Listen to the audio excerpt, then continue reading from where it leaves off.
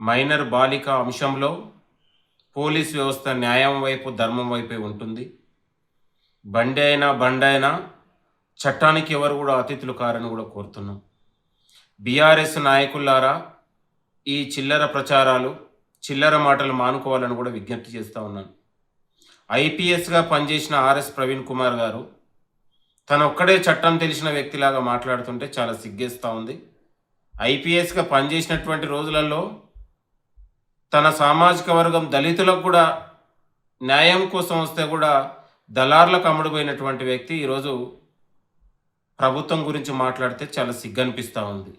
ఇవాళ పక్కన ఉన్నటువంటి తమిళనాడు రాష్ట్రం ఇవాళ ప్రజాపాలన గురించి రేవంత్ రెడ్డి గారి పాలనను ఆదర్శంగా తీసుకొని ఇవాళ మహిళలకు అంశంలో కావచ్చు, డ్రగ్స్ అంశంలో కావచ్చు, పేదలకు అందిస్తున్నటువంటి 200 యూనిట్ల కరెంట్ అంశంలో కావచ్చు, ప్రజాపాలన ఆదర్శంగా తీసుకొని ఇవాళ కేరళ రాష్ట్రం కావచ్చు, పక్కన ఉన్నటువంటి తమిళనాడు రాష్ట్రాలు ఇవాళ ఆదర్శంగా తీసుకునే పరిస్థితి కనపడతా ఉన్నాయి.